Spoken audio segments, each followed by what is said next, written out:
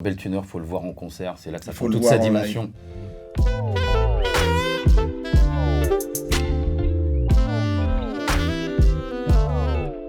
Alors Beltuner, donc c'est un quartet avec Pascal Muller à la guitare, Michael Correa à la batterie, Johan Rich à l'accordéon et puis moi-même Bertrand Allôme à la basse. C'est un groupe qui a été fondé en 2001 par Johan, ici présent, et Pascal Muller et Nicolas Poitras.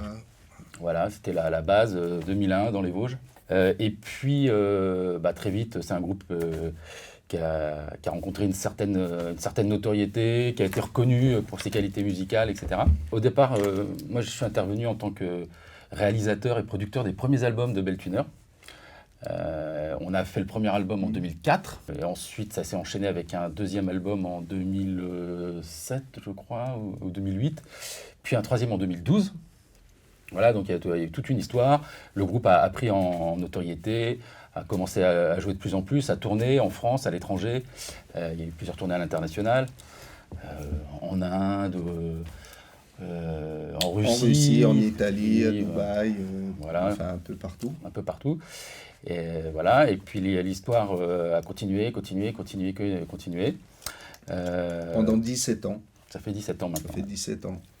C'est super d'aller jouer en Russie. En Italie, c'est les pays de l'accordéon où, culturellement parlant, on sent qu'il y a une vraie culture musicale par rapport à l'instrument. Et, en tout cas, il n'y a peut-être pas la même approche. C'est vrai qu'en France, on l'a rapidement cantonné, tout ce qui est musette, éventuellement le swing, etc.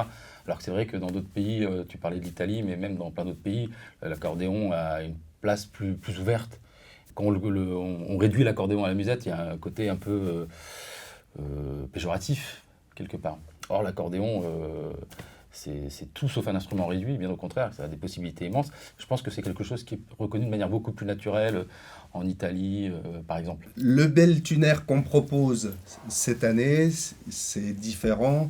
Oui, bien sûr, par rapport à ce qui a été fait il y a 17 ans, où on était plus un groupe de swing, gypsy, musique gypsy, manouche, tout ça. Le groupe, il a évolué évidemment, puisqu'on n'a plus de contrebasse, de guitare rythmique, où on a eu des violons.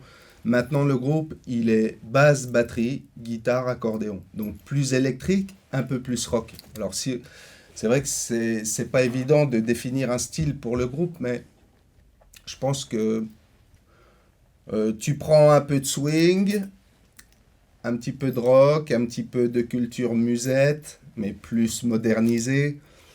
De l'improvisation, beaucoup. Beaucoup d'impro. Et tu mixes tout ça, un peu de tango, un peu on fait pas mal de covers aussi, où on reprend des musiques de chanteurs que moi j'admire, ou je suis fan, et on reprend ça, et puis on voit si ça passe ou pas. Et puis voilà, donc c'est un style un peu moderne. J'appelle ça du swing rock moderno-progressif.